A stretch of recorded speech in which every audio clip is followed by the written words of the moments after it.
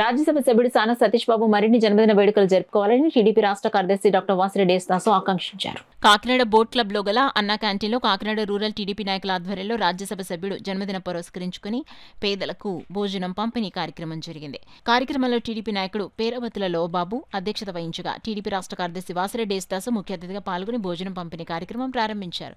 ఈ కార్యక్రమంలో టీడీపీ నాయకులు అడపా ప్రకాష్ నాయుడు, చిట్టిబాబు, టీడీపీ నాయకులు, కార్యకర్తలు పాల్గొన్నారు. అందరూ ఆయన విషయం చెప్పారు. కానీ ఢిల్లీలో ఉన్నారు.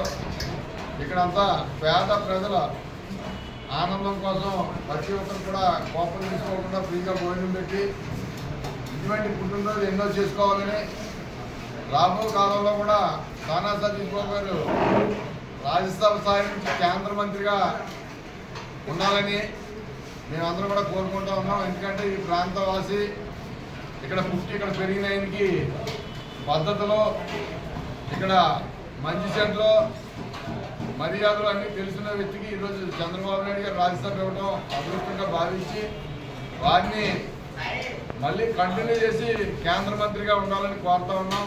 ఆయన ఆరోగ్యాలు బాగుండాలని, ఇంకా ఎన్నో వేల మందికి సానా సతీష్ బాబు ఫౌండేషన్ ద్వారాగా ఎన్నో సేవలు అందిస్తూ ఉన్నారు. ఇంకా సేవలు అందియాలని ఈ సందర్భంగా కోరుకుంటూ ఆయనకు భగవంతుడు మంచి ఆయురారోగ్యాలు ఇవ్వాలని, ఐశ్వర్యం ఇవ్వాలని, మళ్ళీ ఎక్స్టెన్షన్ ఇచ్చి కేంద్ర మంత్రి ఇవ్వాలని కోరుకుంటా ఉన్నాం.